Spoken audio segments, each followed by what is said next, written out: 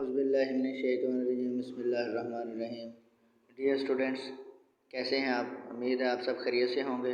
आज हमारा जो फर्स्ट लेक्चर है 9th क्लास के हवाले से, यूनिट नंबर 5 है, ग्रेविटेशन के हवाले से है। उसका हम जो पहला लेक्चर है उसको हम स्टार्ट करेंगे। पहला टॉपिक है ग्रेविटेशन का कानून है। न्यूटन ने लॉ ऑफ ग्रेविटेशन पेश किया, लेकिन इससे पहले थोड़ा सा इंट्रोडक्शन हम करेंगे कि फोर्स ऑफ ग्रेविटी क्या है। इसकी स्टोरी यूँ है बच्चों के, एक दिन जो न्यूटन साइंटिस्ट हैं वो एक दिन बैठे हुए थे और चाँद सितारों की गर्दिश पर गौर कर रहे थे कि उन्होंने देखा कि एक सेब दरख्त से टूटा और वो ज़मीन पर गिरा। उसने सेब के गिरने पर गौर किया कि ये अजसाम ये ज़मीन पर ही क्यों गिरते हैं। जब वो इस पर गौर व खौज कर रहा था तो इस नतीजे पर पहुंचा कि ज़मीन के अंदर कोई ऐसी फ़ोर्स मौजूद है जिसकी वजह से वो हर चीज़ को अपनी तरफ खींचती है। तो बाद में उन्होंने इस फोर्स को फोर्स ऑफ ग्रेविटी का नाम दिया। यानी ज़मीन अजसाम को अपनी तरफ खींचती है। जिस फोर्स से ज़मीन अपनी तरफ अजसाम को खींचती है उस फोर्स को फोर्स ऑफ ग्रेविटी कहा जाता है। और उसकी बुनियाद पर न्यूटन ने एक बहुत ही मशहूर अपना एक कानून बयान किया जिसको कहा जाता है ग्रेविटेशन का कानून। तो लॉ ऑफ ग्रेविटेशन क्या है कि न्यूटन ने ये कहा कि कायनात में हर जिस्म दूसरे जिस्म को एक ऐसी फोर्स से अपनी जानिब खींचता है जो इनके मासस के हासिल ज़रब के डायरेक्टली प्रोपोर्शनल और इनके मराकज़ के दरमियान फासला के मरबा के इन्वर्सली प्रोपोर्शनल होती है। यानी इसमें न्यूटन कहना ये चाहते हैं कि हर जिस्म दूसरे जिस्म को अपनी तरफ खींचता है, चाहे वो छोटा है या बड़ा है। हर जिस्म दूसरे जिस्म को अपनी तरफ खींचता है और वो जिस फोर्स से अपनी तरफ एक दूसरे को खींचते हैं तो वो फोर्स ऑफ जो ग्रेविटी है, वो जो फोर्स कशिश की है, वो इनके मासस के हासिल ज़रब के डायरेक्टली प्रोपोर्शनल है। यानी जितना मास ज़्यादा होगा जिसाम का उतनी जो फोर्स है वो ज़्यादा होगी, और जितना मास कम होगा उतनी फोर्स कम होगी। और इनके दरमियान जो मराकज़ फासला है मराकज़ के दरमियान, उसके मरबा के इन्वर्सली है। यानी फासला दो अजसाम के दरमियान फासला अगर हम ज़्यादा कर देंगे तो ये जो फोर्स है वो कम हो जाएगी, और अगर फासला कम कर देंगे तो फोर्स बढ़ जाएगी। ये इन्वर्सली प्रोपोर्शनल है। जैसा कि ये डायग्राम में नज़र आ रहा है कि जो इन दोनों अजसाम के दरमियान फासला है, फ़र्ज़ करें वो आर है या डी है, फोर्स एफ है, एक का मास m1 है, दूसरे जिस्म का मास m2 है।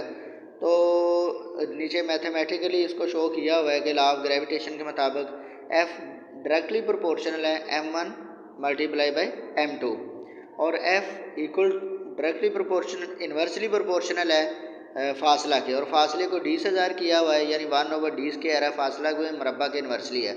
अगर इन दोनों मुसावातों को हम इकट्ठा करें तो f बराह रास्त हो जाएगा m1 m2 बटा d²।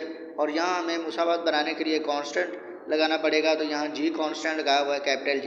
ये ग्रेविटेशनल कांस्टेंट है और SI सिस्टम में इसकी जो कीमत है वो है 6.673 multiply by 10⁻⁻11 newton metre square per kg square. ये जी की कीमत है। तो ये लॉ ऑफ ग्रेविटेशन है जिसकी मदद से जो है ना हम मुख्तलिफ अजसाम के अंदर जो कशिश की फ़ोर्स है वो मालूम कर सकते हैं। तो इसके साथ साथ लॉ ऑफ ग्रेविटेशन का ताल्लुक न्यूटन के तीसरे कानून के साथ कैसे है, इसको भी साथ साथ एक्सप्लेन करता चलूँ कि न्यूटन का जो तीसरा कानून है, सबसे पहले मैं उसको डिस्कस करूँगा। तीसरा कानून क्या है न्यूटन का? न्यूटन ने ये कहा था कि हर अमल का एक रद्द अमल होता है। अमल और रद्द अमल आपस में बराबर लेकिन सिमत में मुखालफ होते हैं। यानी एक्शन और रिएक्शन इक्वल होते हैं आपस में, लेकिन इनकी जो डायरेक्शन है वो ऑपोजिट होती है।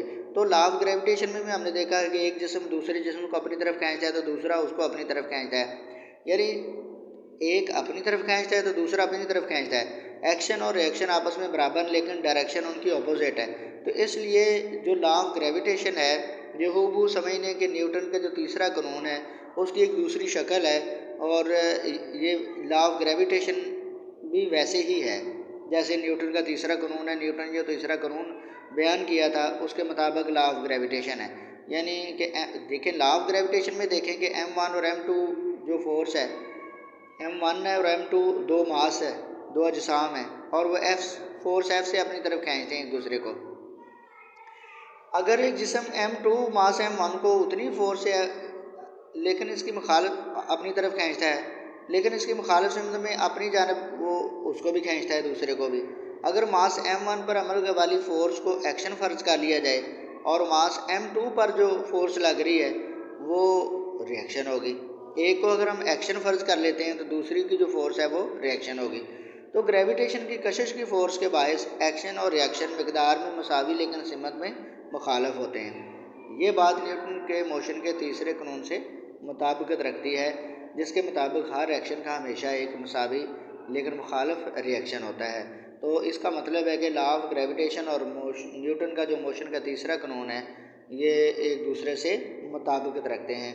तो उम्मीद है कि आप लोगों को इस बात की समझ आ गई होगी। अल्लाह हाफ़िज़।